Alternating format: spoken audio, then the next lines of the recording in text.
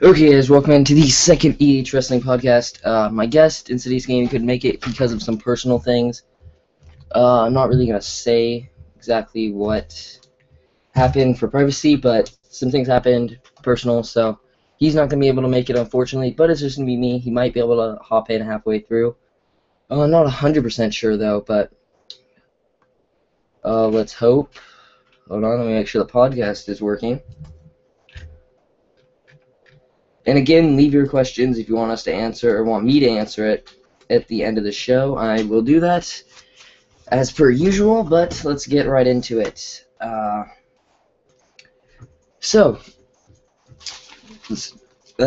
trouble talking. So we're starting, Night of Champions started out with a Night of Champions video package, which is pretty cool.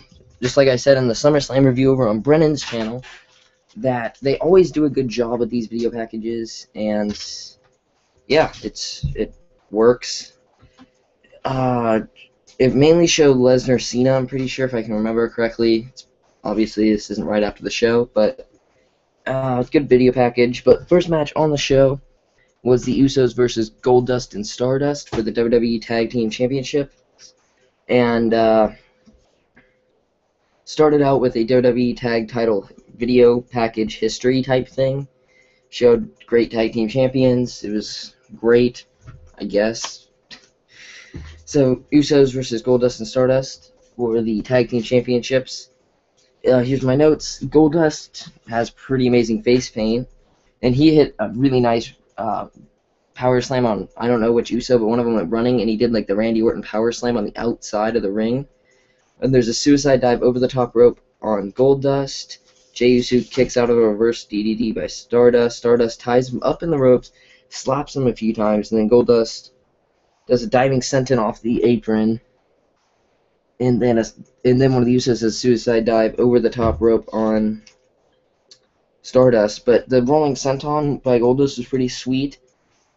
And then Stardust ends up turning it into a roll-up. I couldn't tell if he was holding onto the tights, but he did get the roll-up for the 3 counts. And your new WWE Tag Team Champions are the Goldust and Stardust. Not a bad opening match, not good either, because the Usos have had better tag matches, obviously. With the Wyatts, Eric Rowan, Luke Harper, it was a pretty good match. All, like, 8 of those matches they had were pretty good.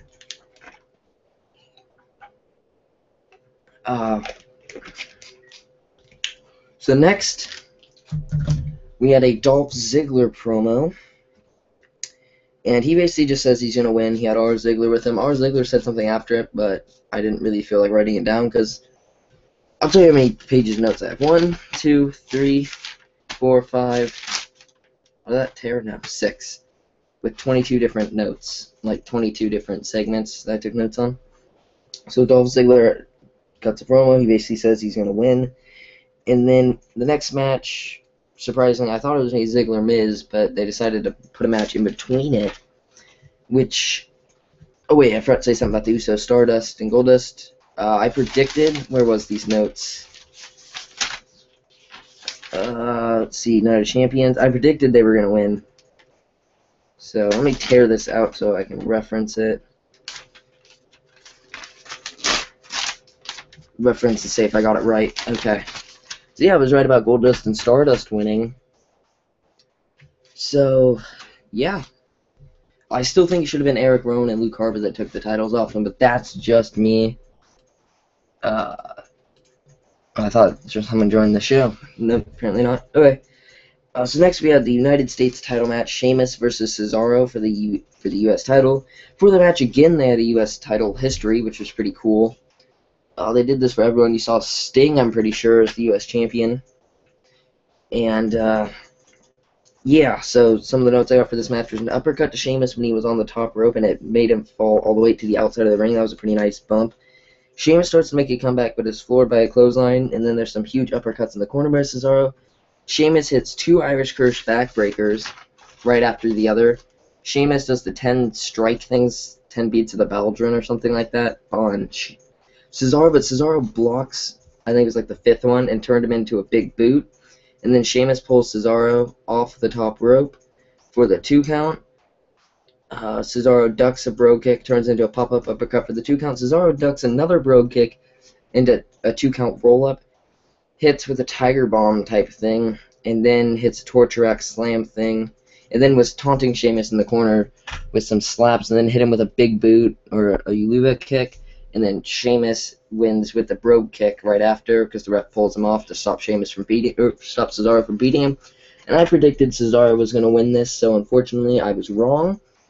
This was, in my opinion, match of the night. This was a great match. They were trying to match each other. They were trying to put on a show. This was better than their match at Payback, in my opinion. I enjoyed both matches a lot, but this one was the better of the two. I think they may have had a match on a different pay-per-view. I'm not sure. This was a great match. Yeah. So, only complaint is Cesaro should have won. In my opinion, at least. Cesaro is the better wrestler, he's the one who needs the U.S. title more than, Sheamus. But, and I'm sorry this is going to be a shorter podcast, too. I'm tired. I just got off school and took some back bumps just a minute ago just because waiting for Insidious to reply, but wasn't able to make it, unfortunately, as I said at the start of the show. But, I'm tired, so, and I have some homework, so don't know how long this is going to be.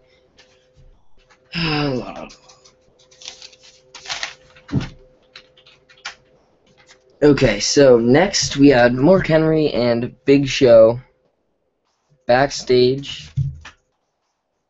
Yeah, backstage. And Big Show's basically just hyping up Mark Henry about this match and saying it was the biggest match of his career. And then Big Show ends up giving him like a USA-looking singlet type thing, and it was pretty cool, I guess. So,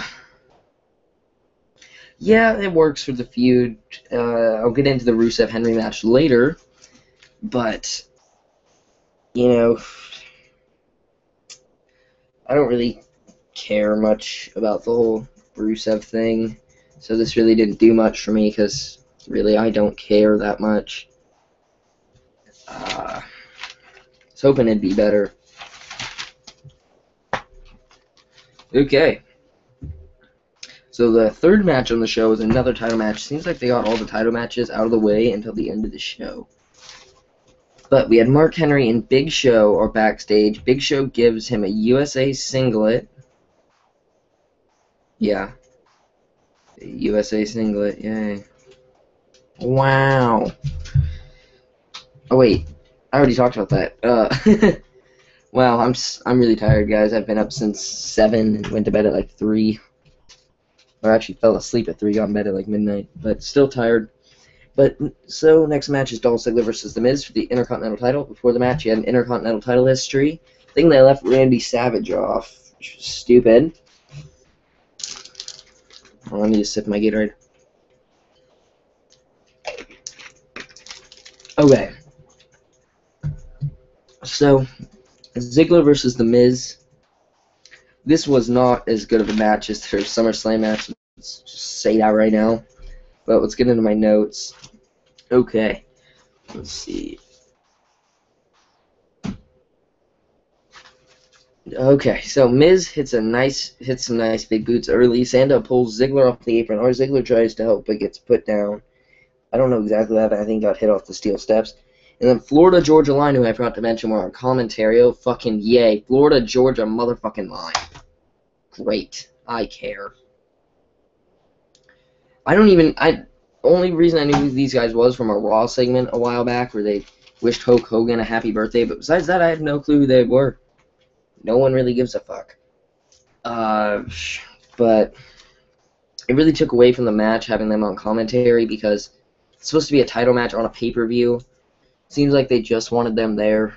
I don't know, it took away from the match because all they did was really focus on the commentary instead of the actual in-ring match. This in-ring match wasn't bad, but it wasn't good. It would have been better if they focused more on the match. But then Florida Georgia Line ended up pushing Sandow down because he's talking crap. And then R-Truth chases on. Ziggler hits a super kick for the 2 count. Miz kicks out of the Famouser.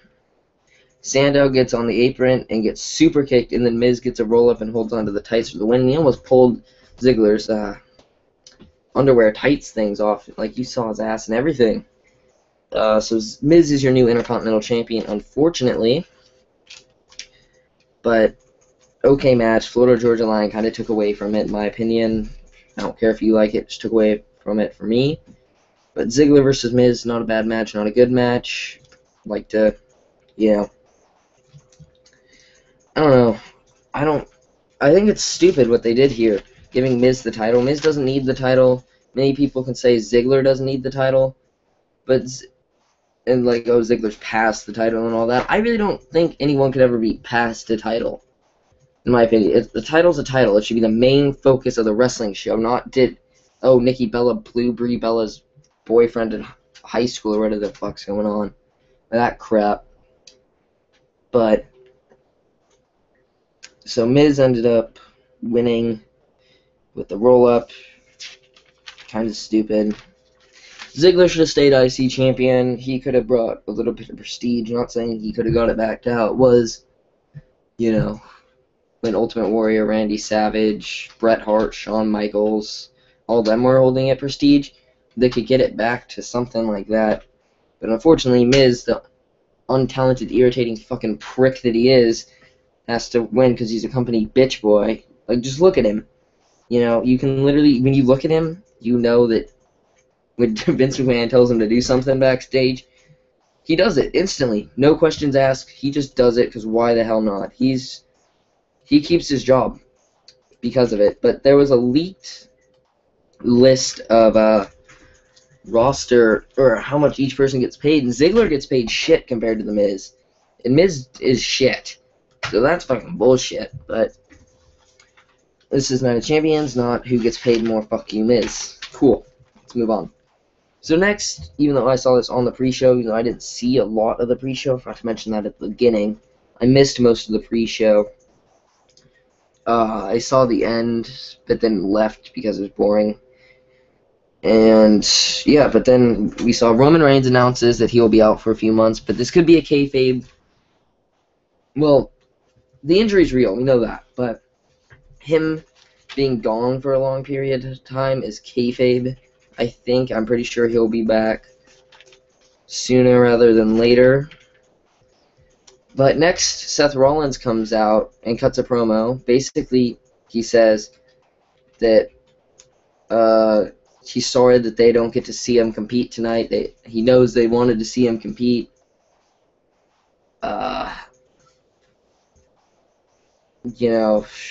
Then he gives Roman Reigns 10 seconds to come out where he loses by forfeit. Then the ref, or Seth Rollins counts to 10, or it was the ref. I don't know. One of them counted to 10. And,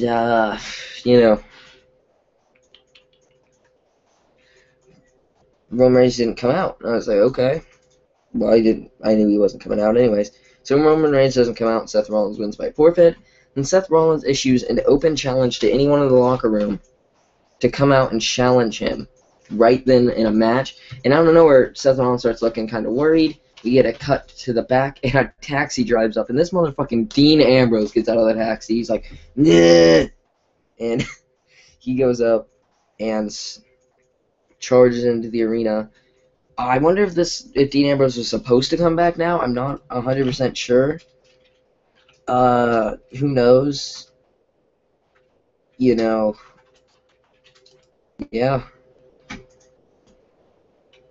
Wait, I just checked Twitter, and did that say that they released the trailer?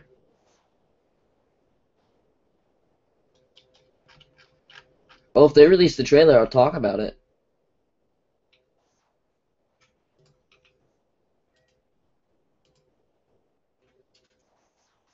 Let's see. Ooh, I could just do something right now and talk about it. That'd be kind of cool.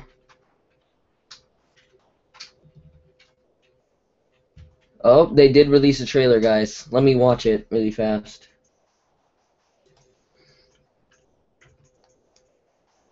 Or actually, let me finish getting through this segment, then I'll watch it and do a little review and quick thoughts on it before we continue the pay-per-view. Results and review. So, Dean Ambrose issues an open challenge to anyone, or Seth Rollins does issues an open challenge to anyone to come out and challenge him in a match. You know, no one really. Everyone knew Dean Ambrose was coming back once Roman Reigns officially announced he was injured. And Dean Ambrose shows up in a taxi. Dean Ambrose charges the ring. They end up brawling the ring. Dean Ambrose sends Seth Rollins over the top rope and himself with a clothesline, sends him into the crowd. They end up brawling around the arena. The crowd's really into this. And then it looks like Seth Rollins is going for a pile driver on the cement. And then Dean Ambrose back body drops him onto the concrete. The authority and security come out to break up the fight, and Ambrose dives off this stage thing that was on the stage. I don't know how to explain it. It's about as... I don't know. But he dives off it. It wasn't like any of Seth Rollins' dives from Extreme Rules of Payback or anything. But he still dove off it. It was pretty cool. And, yeah, that takes out the security. And then he does it again to take out Rollins, who's on the other side of it. And Ambrose is about to hit Rollins in a chair with the ring, and security, like, pulls his feet and stops him, and then, like, ties him up and carries him to the back and out of the arena. And that's the end of that segment.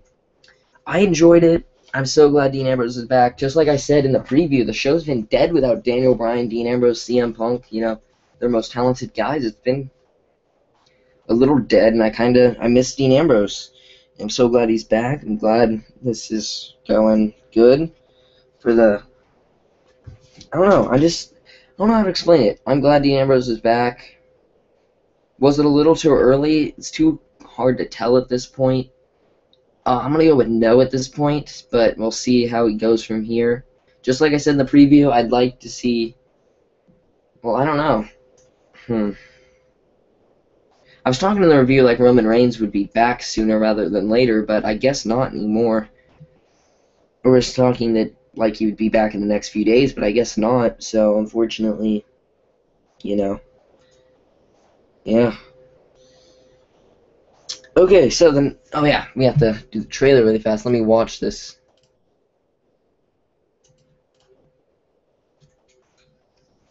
Hey, guys, sorry if I'm silent. I'm probably going to mute my mic while I watch this.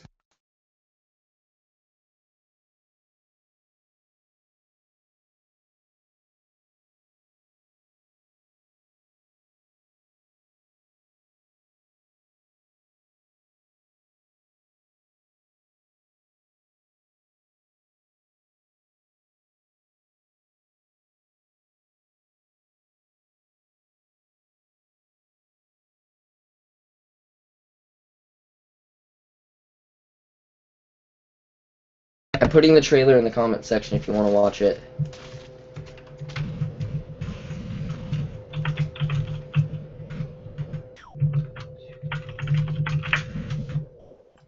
First one on YouTube, I think. Ha!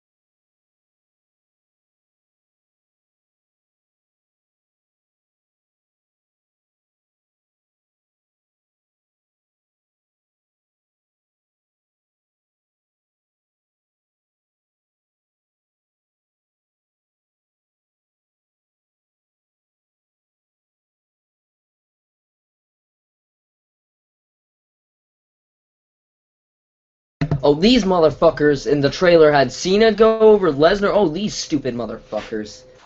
Oh, what the fuck? That ruined the whole trailer. The trailer was good. But these stupid motherfuckers having Cena go over on Lesnar? Oh my god. On the trailer, you fucking get... Oh.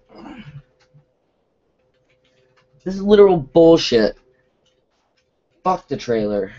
That's all I gotta say about it. Well, I'm gonna tweet something out about it. Wow, Lesnar goes, or Cena goes over Lesnar. Oops. Cena goes over Lesnar in the hashtag WWE 2K15 trailer. Like, what the fuck? Cena sucks. Go check my Twitter. I was poking myself in the eye because I had an itch. Wow, that sucks. Ugh, man. That's irritating as all hell.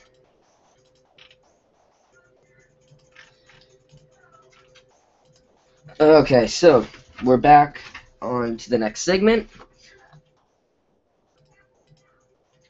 Okay, so we have Mark Henry comes out, and then Lillian Garcia sings the national anthem, and Mark Henry, this motherfucker starts crying. This motherfucker's emotional. It was pretty cool. I didn't expect him to start crying, but it was believable, although he was soaking wet when he came out, so kind of knew what was happening, but it was believable. And then there was USA chants. And then in this match, Rusev sends Henry into the steel steps early, which Henry's back is hurt, quotation marks. Oh, the match started out with shitty brawling, so he can't do the... And then, so Mark Henry couldn't capitalize with the World's Strongest Slam later. Rusev goes for an accolade. Henry fights out. Henry hits the World's Strongest Slam, but it's too hurt to go for the pin. Rusev rolls out of the ring. Rusev eventually gets the accolade on and makes Mark Henry tap out.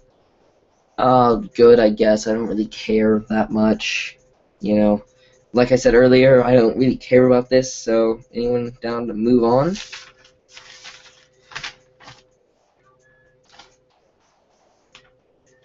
Okay. So, one more thing about this. Rusev's getting fed to Cena, guaranteed, or Angle. Depends. I personally hope it's not Kurt Angle, because I want Kurt Angle to stay in TNA, but that's just me.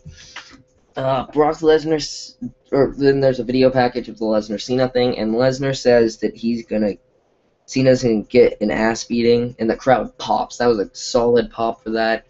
It's pretty cool. Basically, fuck you, Cena. Then we had Chris Jericho versus Randy Orton. This was a good match. I've seen some people shit on this match. I enjoyed this match. Basically from finish to end, or from start to finish. Finish to end. Wow, that makes sense. From start to finish, I basically enjoyed this match. It was a good match, in my opinion. So we have Chris Jericho versus Randy Orton.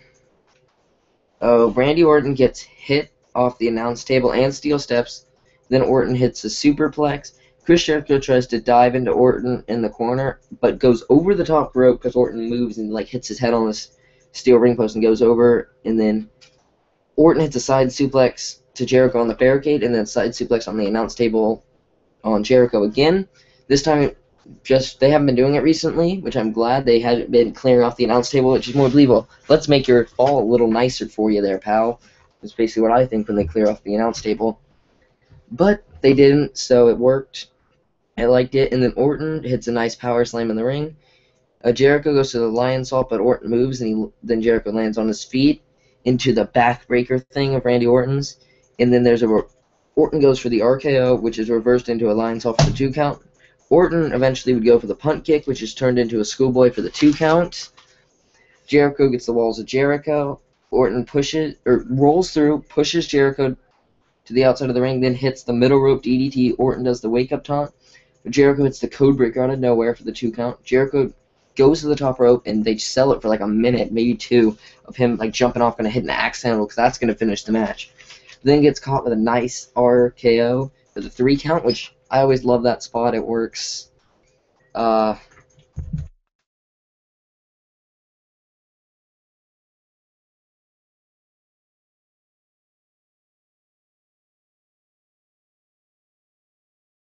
Sorry guys, I'm off in the room. But gets caught live internet things. What do you expect? But Jericho jumps off the top rope, but is caught into an RKO for the 3 count. And next we had Paige versus AJ Lee versus Nikki Bella video package. Basically just Paige talking about the feud at her eyes, quotation marks. Good video package. She said she wasn't going to be skipping around anymore and all that bull crap. And she ends up coming out, skipping the ring, and playing frenemy bullshit. But that's after 2 more segments. But Brie Bella interview. Brie Bella basically fucking sucks on the mic. I don't want to say anything what she said because she fucking sucks. She's literal bullshit. Next, we have the Divas / Women's title history. Sorry guys, choking on air. But, so, nice video package as usual. But then we had AJ Lee versus Nikki Bella versus Paige. AJ Lee hits head scissors on Nikki Bella. Then there's CM Punk chants, unfortunately. Stop fucking chanting CM Punk. I'm a huge CM Punk fan. I love fucking CM Punk. He's my favorite wrestler of all time. Mainly, I'm not saying he's the best of all time, but he's fucking one of my favorites because he's the only one I really got to see live. He was my favorite that I got to see live. The reason Austin, Savage, The Rock, them aren't my favorites is because I never really got to see them live. So, CM Punk's personally my favorite. And then there's CM Punk chants, stop fucking chanting CM Punk. Nikki hits a springboard enziguri kick thing on Paige. AJ hits a sweet spinning heel kick on Paige. Nikki goes for a fall away slam type thing that AJ turns into the Black Widow. Paige superplexes AJ with Nikki Bella powerbombing her. So it's basically that usual triple threat fatal four-way spot where one person goes to the suplex, the other one comes up for the powerbomb. AJ with Nikki Bella powerbombing her. Nikki goes for the pin on Paige. Paige kicks out, then on AJ. AJ kicks out. And then Nikki Bella would hit the rack attack on Paige. AJ breaks up the pin. And then Nikki took a sick back bump, getting pulled off the apron for a bump. Better bump than Cena's ever taken. Landed hard right on the apron, or right on the ground. Shoot, that sounded like that fucking hurt. And then AJ Lee would lock on the Black Widow to Paige, and Paige tapped out. Why the fuck did Paige have to tap and lose the title? Honestly, Paige should have kept the title and kept going. With this title, that's my personal opinion. You know. Yeah. And then locks in the Black Widow. Okay, so we're near the final match, which I'm sorry if this is a shorter podcast. Like I said earlier, happens. And of course my dog has to start barking. No barking. So John Cena versus Brock Lesnar is next. But first we had John Cena versus Brock Lesnar SummerSlam times and numbers and all that crap. They basically said John Cena got his ass kicked. It was a 16-minute, 5-second match. Cena was on the ground. Got 1 minute, 7 seconds of offense in. Was on the ground for 2/3 of the match. 16 German suplexes, 2 F5s, 1 AA, and Lesnar won, basically, is what they said. I don't remember if there was a Lesnar Cena video package. I wrote it down, though. And I don't think they showed the WWE World Heavyweight Championship history, which is fucking bullshit. That's something they should have showed, because, you know, that's your main fucking title. That's your main motherfucking title. And you don't show the history on a Night of Champions pay-per-view? What the hell? So, this match literally starts out, Cena hits an AA within a minute. What the fuck? Honestly, this fucking bullshit with Cena getting an AA right off the bat is literal bullshit. Trying to make it, it's still real to me, damn it. Crowd, fans, all that motherfuckers. Make it, you know, kind of relay what Lesnar did, kind of replace it, because literal bullshit. Brock Lesnar kicks out at 1. Then he hits the Kimura lock right after. Cena gets to the rope. Lesnar hits goes for a German suplex. Cena tries to come back, but Lesnar doesn't let him. Or, wait, Lesnar had held him in the corner for the German, blocked it. Cena then would try to make it come back, but Lesnar hits... hits German. Lesnar's... Okay, Cena tries to come back, but Lesnar doesn't let him. Then there's another Kimura lock, gets to the bottom rope. Lesnar gets another German suplex. Lesnar hits the Three Amigos. Great tribute to Eddie. Rest in peace, Eddie. Great wrestler. Great match he had with Lesnar. Good job, Lesnar. And then another Kimura lock, but Cena gets to the middle rope, belly-to-belly throw, or belly-to-belly overhead release throw suplex on John Cena by Brock Lesnar. Cena goes for the AA, but it is turned into another German. Lesnar takes his gloves off, which is like, yeah, I'm gonna fucking kill you. Cena gets the AA, but Lesnar kicks out at an early 2 count. Cena reverses the F5 into an STF. Lesnar gets the Kimura. Cena picks up Lesnar and gets the AA, then puts on STF. Cena then hits AA, There was 4 A's in this match and like 5 minutes of an STF. And then Rollins breaks up the pinfall, and the rep was like, what, he was going to make him tap. He was going for a fucking pin, you dumbasses. Goddamn commentary team fucking sucks. And then Rollins teases a cash in and then hits a really nice curb stomp on Lesnar. Lesnar and Rollins could put on a fucking sweet match. And that was a nice curb stomp by Rollins and nice sell by Lesnar. Rollins teases the cash in, hits curb stomp. And then Cena, the announcer's like, Lesnar's cashing in his Money in the Bank contract for the WWE World Heavyweight Championship match. Or whatever the fuck he said. Gets up on the apron before he can get in the ring for the bell to ring. Cena pulls him off the apron and then chases Lesnar away, or chases Rollins away, and then Cena turns it into an F5, and that was the end of the pay-per-view. People were shitting on the ending. I kind of liked the ending. I just wish Lesnar went over clean. But unfortunately, of course not. We have to protect this stupid motherfucker, John Cena. Fuck him. He doesn't deserve this motherfucking protection that he gets. He's shit. He needs to get the fuck off my TV. He's one of the worst wrestlers of all fucking time. This is why TNA is better, because of John motherfucking Cena is a huge reason why TNA is better than WWE. Not a bad pay-per-view. 7 out of 10. There's some good wrestling. All the matches, basically, I'll tell you all the good wrestling matches. Usos, Goldust, not a bad match, but not great. Sheamus, Cesaro, great. Miz and Ziggler, okay. Seth Rollins, Dean Ambrose segment, good. Mark Henry, Rusev, Jericho, Randy Orton, great. Cena, Lesnar, or AJ Lee, Paige, Nikki, good. John Cena, Lesnar, good. Mainly because of Lesnar. Pay-per-view ended with Lesnar kind of walking away, but this is definitely leading to a Hell in a Cell match between John Cena and Lesnar, which I personally hoped.